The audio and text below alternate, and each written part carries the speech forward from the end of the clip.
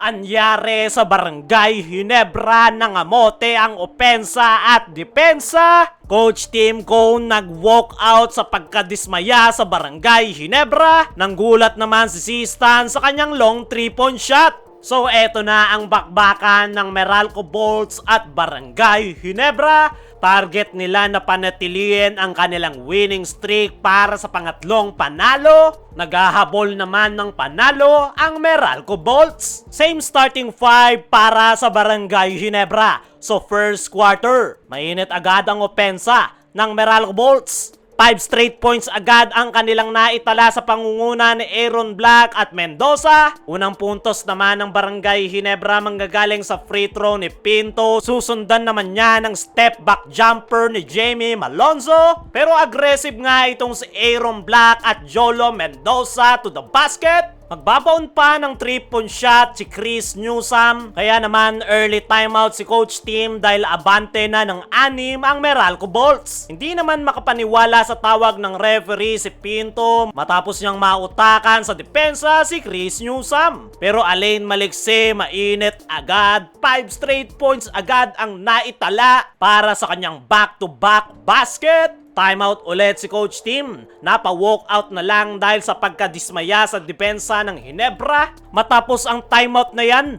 tuloy-tuloy pa rin yung turnovers ng Barangay Ginebra. Yan nga ang tinake advantage ng Meralco, ang kaso nga lang nasaktan yung mga key players. Kaya naman natapos ang first quarter 23-14. 9-point lead para sa Meralco Bolts. Pagpasok ng second quarter, turnover pa nga rin ang pinoproblema ng Barangay Ginebra. Kaya bagyang nakalalayo ang Meralco Bolts. Pero bagyang nagbago ang tempo ng laro nang ipasok si L.A. Tenorio. Agad na nag-ambag sa 3-point area. Ganda pa ng setup niya kay Japet Aguilar, alley-oop sa painted area. Nanggulat naman si Sistan sa kanyang 3-point shot. Pero matapos ang konting liwanag na yan sa Barangay Ginebra ay lumobo na sa 15 ang abante ng Meralco Bolts. Tuloy-tuloy nga yung pagpukpok nila sa butas na depensa ng Barangay Ginebra. Panaka-naka lang yung nagagawang opensa ng Barangay Ginebra, pilit pa yung mga tira. Ito ngang si Chris Newsome,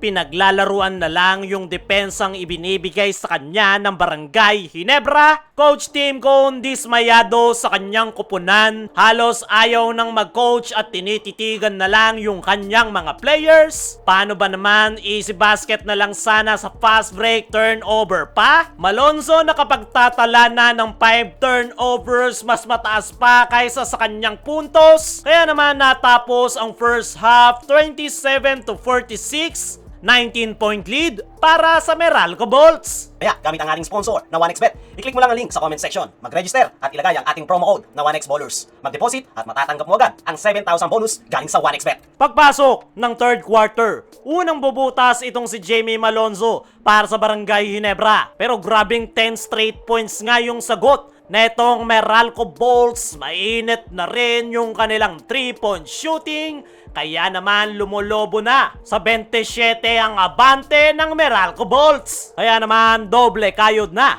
itong si Christian Stan Hardinger sa loob ng painted area. Pero hindi pa man nagkakaroon ng run ang Barangay Ginebra ay agad nga na sumasagot itong si Alain Maliksi. Aggressive to the basket, magbabaon pa ng 3-point shot. Namamagana sa 28 ang abante ng Meralco Bolts. 2-minute mark, sumubok na ng pressure defense ang Barangay Ginebra. Dahil dyan, bahagyang ang ginanahan ang Barangay Ginebra dahil sa liwanag na kanilang nakita. Pero grabe si Alain Maliksi, mainit pa rin talaga, pamatay sunog 3-point shot. Kaya naman natapos ang third quarter 52-76, 24-point lead para sa Meralco Bolts. Pagpasok ng fourth and final quarter, maagang full court press ang ipinapakita ng Barangay Ginebra, pero patuloy pa rin yung pananalasa nitong si Alain Maliksi sa depensa ng Barangay Ginebra. Sinubukan pa nga ng Barangay Ginebra na humabol, pero mainit pa rin talaga yung opensa ng Meralco Bolts. Kaya naman nakuha na ng Barangay Ginebra